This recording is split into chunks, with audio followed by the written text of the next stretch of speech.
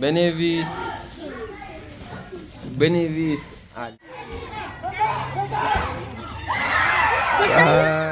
حالا هزار خونان هم پرداخت.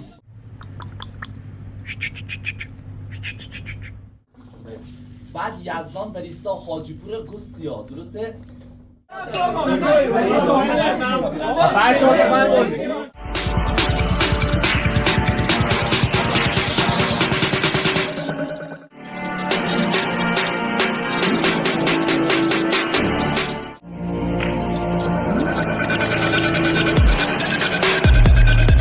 لحظه ها رو من یادم.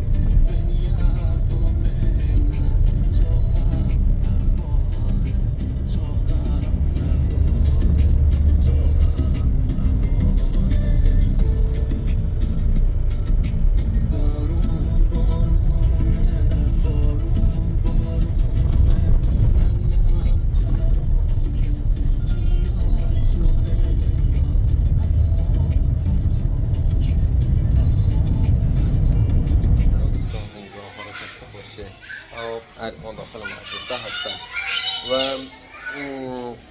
خواستم چیزی رو بهتون بگم. دانش آموزی دارم که واقعا از نظر ذهنی و گوشی فوق‌العاده است و حروف الفبا که هنوز تدریس نکردم و کامل بلده. بخوام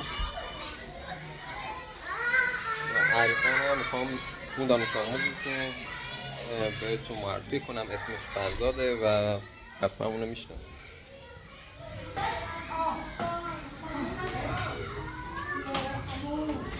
سلام.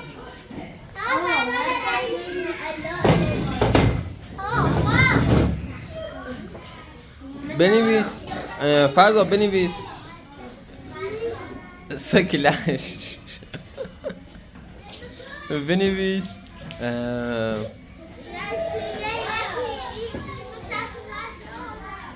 موشه.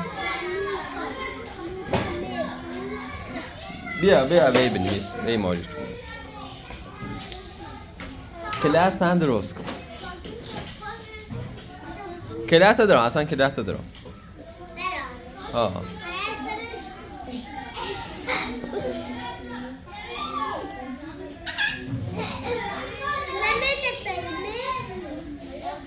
آفرین.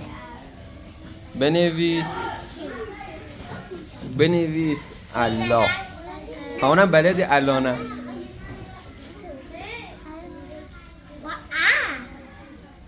آفرین. اینو نه چی یاده؟ بنویس بلال. تا اونم دونی بلال بنویسی یا نه؟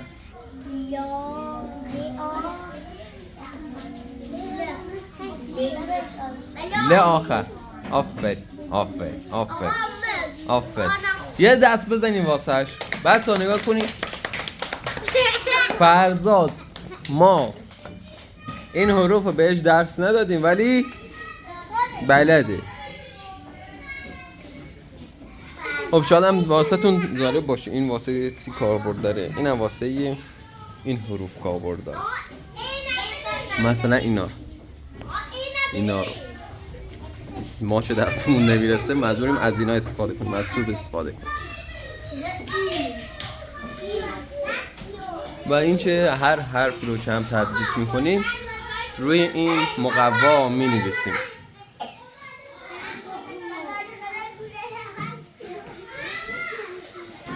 من برعکس. خب بچه‌ها اون چی گفت؟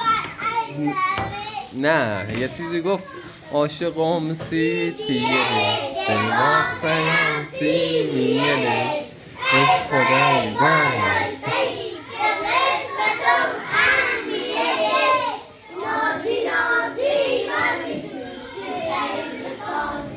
نازی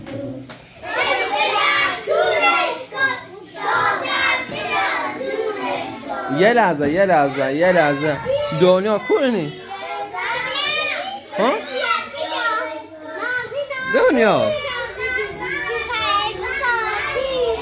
دنیا پاکتیک مچیپت نسرده حسبی هستش و تیم من با تیم آقای خالدی یعنی تیم خرسان 3 بازی داریم. امیدوارم که بتونیم این تیم قدرتمند و شکست بدیم و مرحله بعد صعود کنیم.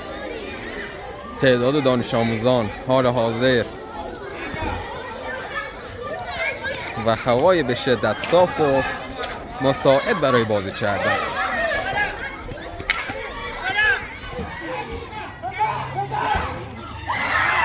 بله تیم آقای حسین پور 1-0 جلوه تا اینجای کار.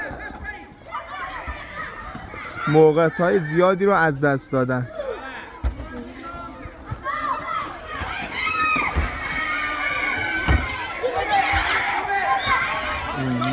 یک مساوی. بله ببینید گل دوم رو میخورن یا نه.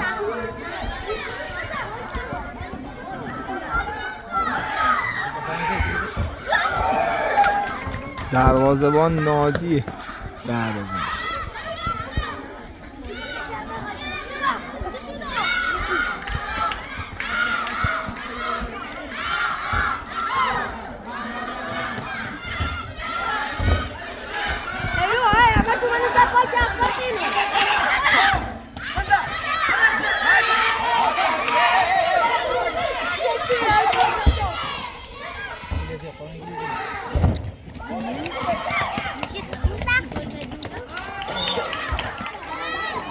دو بر یک آقای حسین پور عقب است تیمش.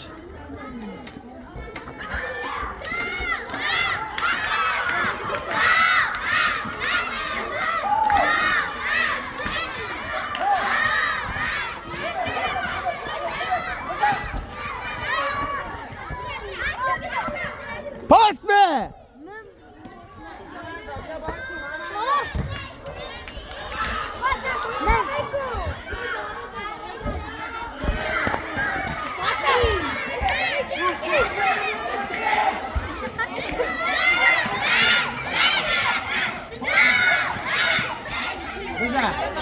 آرش داشت بیرون داشت بیرون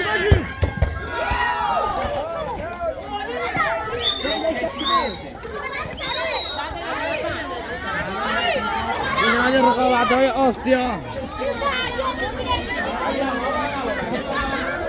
بیا بالا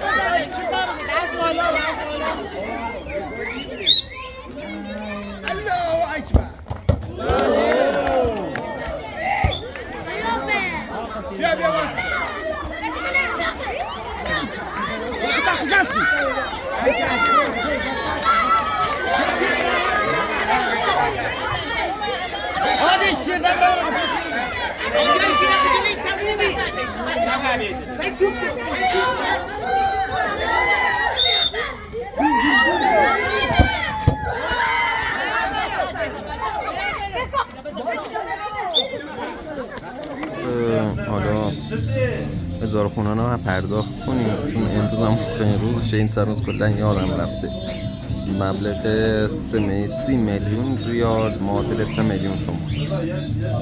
آقای سرابی آرایشگر یک کاری با هم داشت شما برم ولی در قفل اینم از خونه بعد از خوردن یک قهوه واقعا یک دوش گرم میچسبه ولی قبلش باید برم یک غذایی بخورم.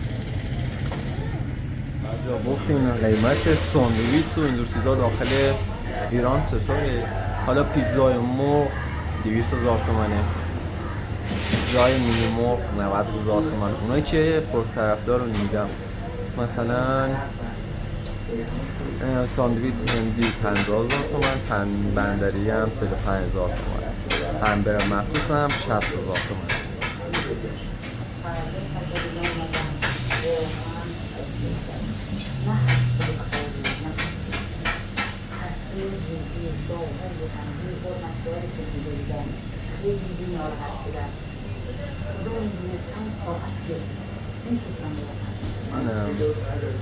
من یک آیه از قرآن مجید که روی قفسه ها زده شده و این یک کادو هستش.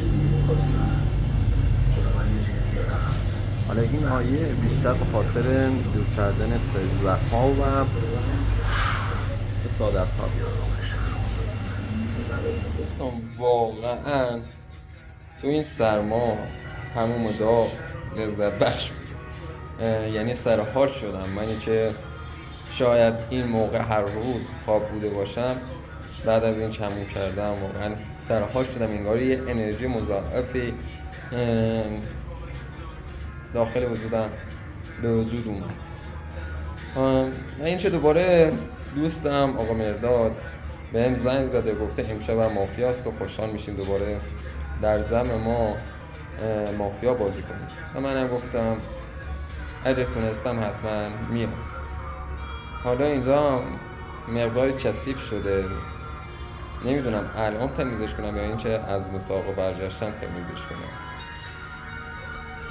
دغدغه الانم شده این و حالا میخوام درباره یک قضیه هم با شما صحبت کنم، قضیه که واقعا نیاز با شما در میونش بگذارم. از همینجا همتون رو بوس میکنم و دوستتون دارم. اومدیم داخل کافه و گفتیم حداقل بیایم اینجا یه بازی انجام بدیم، بازی مافیا، بعدش هم بریم حالا خونه رو تمیز کنیم. یه قهوه سفارش دادیم با کافئین چند که شب بتونم بودم. حالا چیزی هم که نظرم مجرب کرده اینه که 2 شب یا فکر کنم 3 شبه که 2 تا توتی آوردن داخل این مغازه که واقعا هم زیبا هستن همین که واسه شون ناراحتم. چون وقتی آواز میخونن من اونها رو ناله تصور میکنم که در قفس هستن و میخوان آزاد بشن. پلیس یه شورت ورشی داره، 4 ماه رباط پاره کن، 4 ماه شورت ورشی پامه، یه دونه شورت ورشی احترام می‌کنه. راستی که خانم خواستم با شورت پا بخوره، شورت ورشی. شماره 10 حال بازی.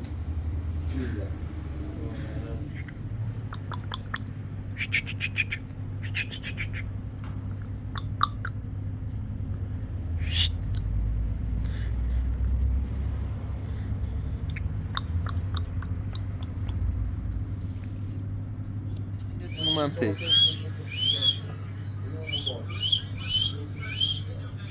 Ya şansım beni. Niye خونه؟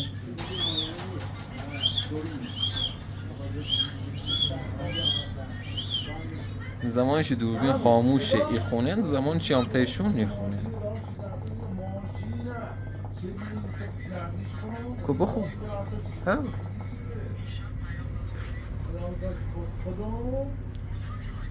اون بشیگون عروس هلندی؟ اوی بخوندم بخون اینا علی کش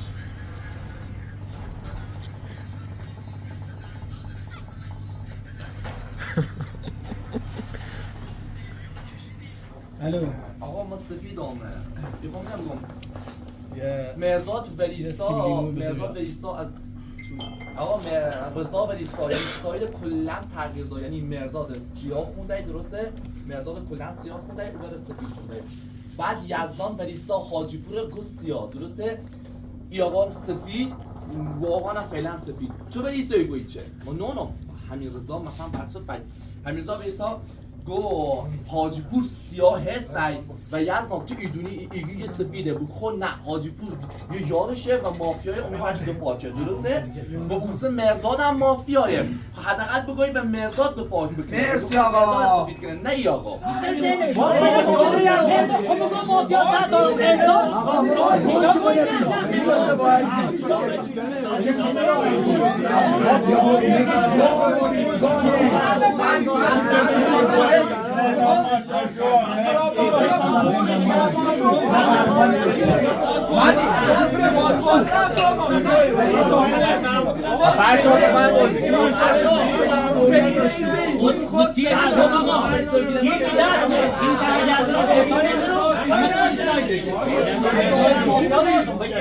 دوستان حتما واسهتون سوال پیش اومده که این همه شلوغکاری و سر و صدا برای چی بود؟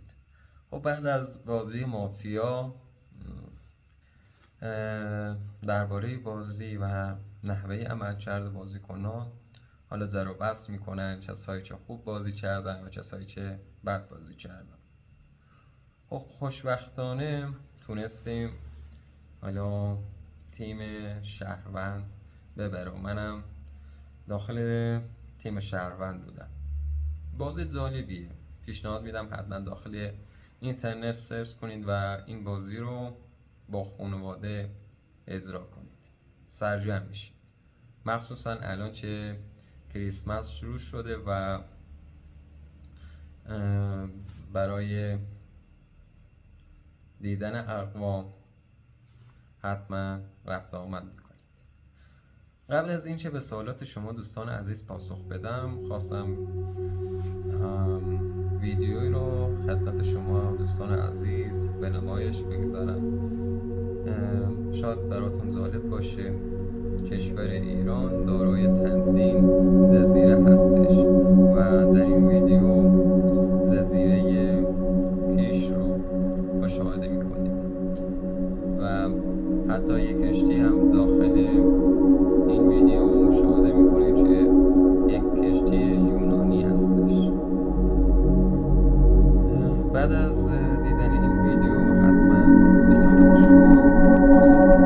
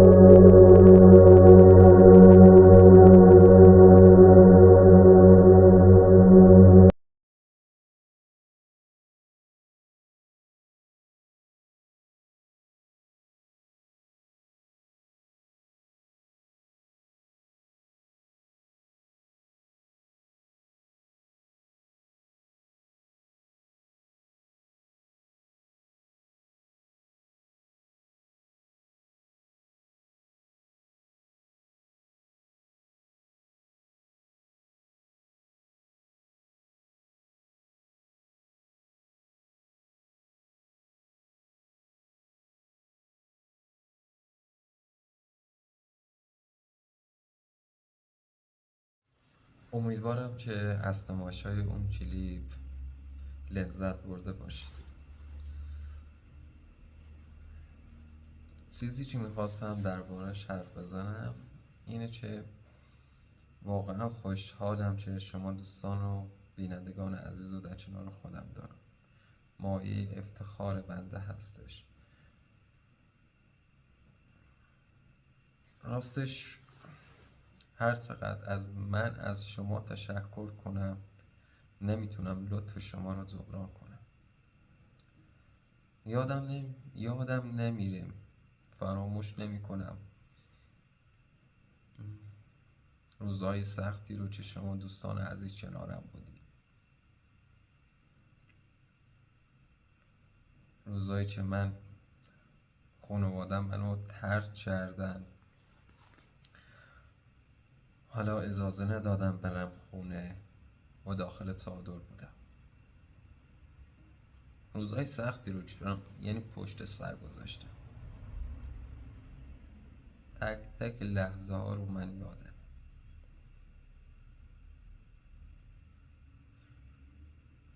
توی اون گرمام داخل چادر واقعا بگم بدترین روزام بود.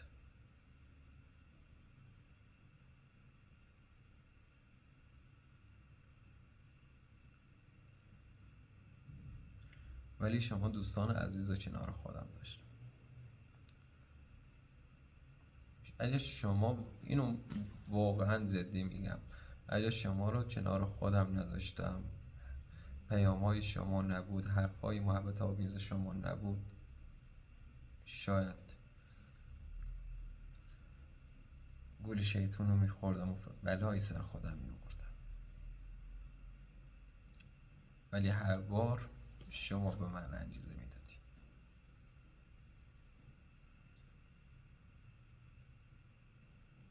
من نسبت به چند ماه پیش خدا رو شکر پیشرفت خوبی کردم، هم از لحاظ جسمی و هم از لحاظ روحی و هم شاید بگم از لحاظ مالی، که اینها رو همه رو مدیون شما دوستان عزیز هستم.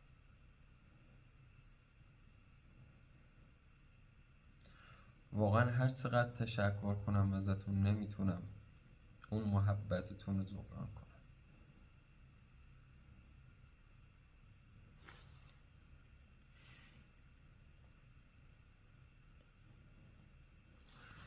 شاید کانالی نباشه داخل این منطقه که بینندگانی مثل شما داشته باشن، دوستانی. وقتی خانواده منو ترک کردن فکر نمی کردم به جای یه مادر چندین مادر و مادر بزرگ در سراسر جهان منو به عنوان پسرشون قبول میکنن. این لطف نصیب هر کسی نمیشه و از خدا هم تشکر میکنم که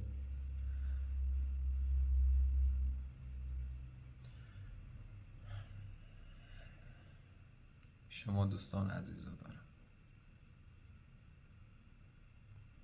الانم که به 30,000 مشترک رسیدیم به لطف و یاری شما دوستان عزیز بود. من هر چیزی رو که الان دارم، حتی سلامتیمو، مدیون شما دوستان عزیز هستم. امیدوارم کاری نکنم که شما دوستان عزیز از من ناراحت بشید یا از این که منو حمایت کردین پشیمون بشید.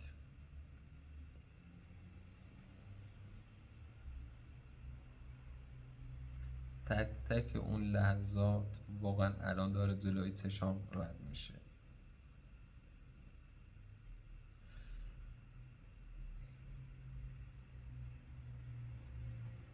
روزای سختی بود،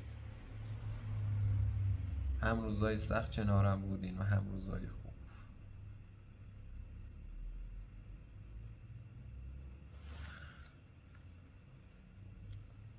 بیشتر از این احساساتیش نکنم و به سوالات شما دوستان عزیز جواب بدم.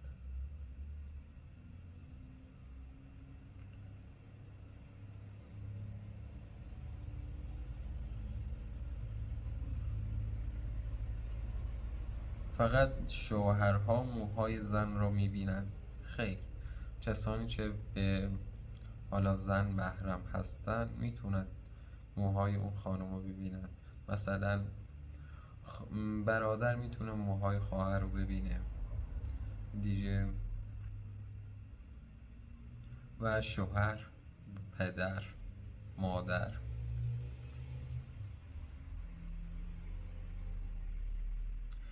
زور بخیر، لطفا میشه بگید کفتارها در کدام منطقه کشور شما وجود دارند؟ در این منطقه سردشت کفتارهای بسیار زیادی هم وجود دارند و اکثرا در مناطق کوهستانی هستند. حتی در منطقه که من تدریس میکنم، روستای نزدیک به اون یعنی آتشگاه، پلنگ و خرس داره.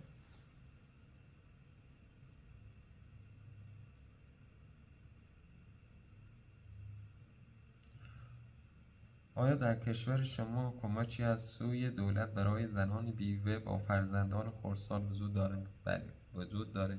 حالا ارگانی به نام کمیته امداد چنین زنان و کودکانی رو که سرپرست ندارن تحت حمایت قرار میده و ماهیانه مبلغ ناچیزی به حساب اونا واریز میکنه. درست است که پدران میتوانند در 7 سالگی از زنان بچه بگیرند؟ در صورتی که قاضی از صلاحیت شوهر اطمینان پیدا کنه که از لحاظ مالی و از لحاظ روانی مشکلی نداره، قاضی این حکم رو میده که پسر و دختر رو در سن 7 سالگی به پدر داده بشه.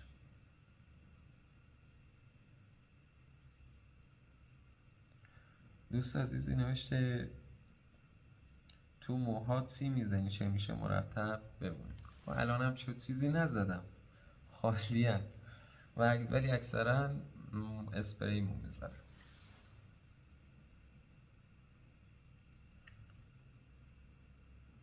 در مورد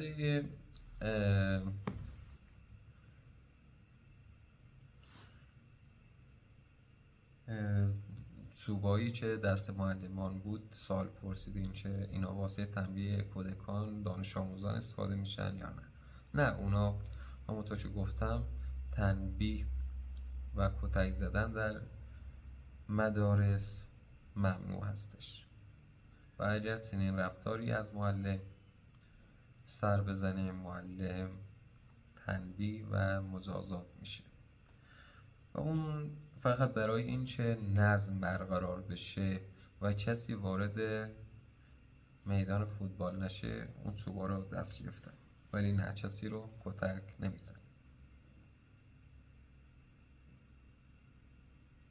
آیا هیچ یک از کانال‌های جعلی بچه‌ها در کلاس یا مدرسه شما وجود دارد؟ خیر، در اون منطقه که من تدریس میکنم کسی در یوتیوب فعالیت نمیکنه.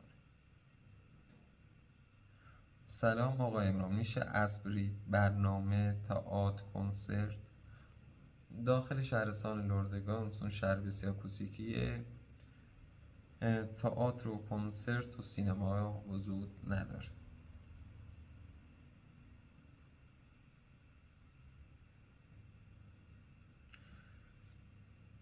عصر خیر برادر من علاقه‌مند هستم و میخواهم به ایران مخصوصا شهر تهران سفر کنم، اما نمیتوانم فارسی یا انگلیسی صحبت کنم. نظر شما چیست؟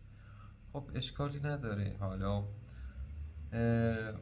دیگه همه چیز میتونه با هوش مصنوعی یا همین گوشی‌های هوشمند کارها رو راحت‌تر بکنه. و نیازی به این نیست که حتما باید زبان اون کشور رو بلد باشی.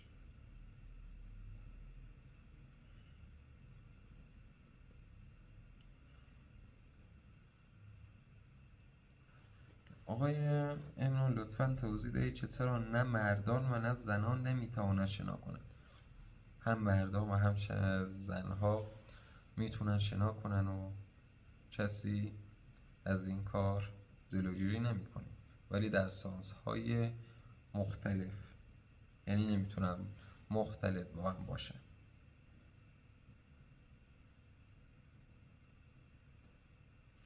در مورد انواع درخت در این منطقه پرسیدین. حدود 99% از پوشش گیاهی، پوشش درختی در این منطقه درختان بلوط هستش که نماد رشته کوه زاگرس هست و نماد لر. حالا لر بلوط خور هم در ایران معروفه. آیا می توانید در مورد این نان در یک کیسه پلاستیکی که برای بچه‌های مدرسه آوردید بیشتر بگویید؟ اگر مقداری از این نان را به شما سفارش می دادم آیا تا رسیدن به آمریکا چپک می زد؟ بله، چپک می زنه و امکان این ارسال نان به سایر کشورها وجود نداره.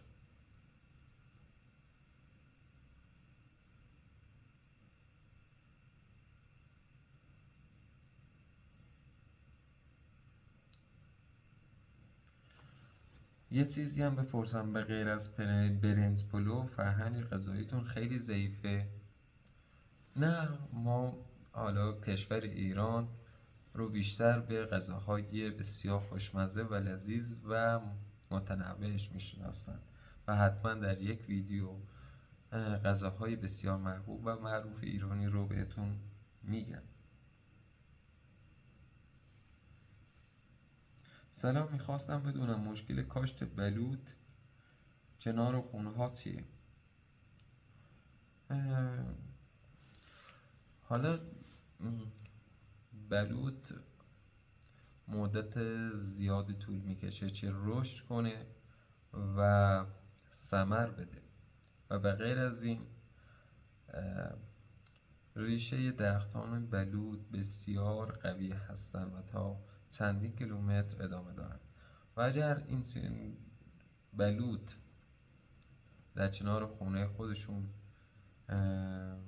کاشت کنن به اون خونه صدمه وارد میکنه. برای همین کمتر از درختان بلوط استفاده میکنه.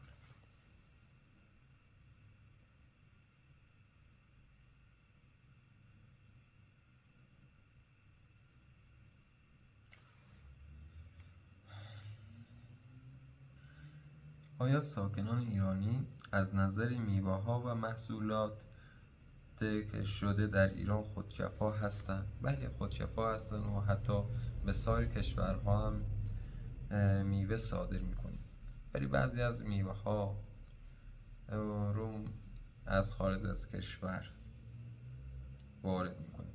حالا میوه هایی مثل موز که واقعا داخل ایران کیفیت خوبی ندارن.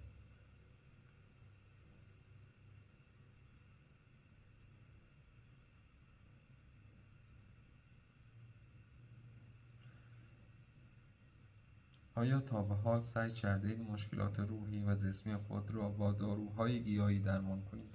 ولی زیاد سعی کردم ولی خب متاسفانه نشد. ولی خدا رو شکر الان از لحاظ روحی خیلی بهترم نسبت به قبل.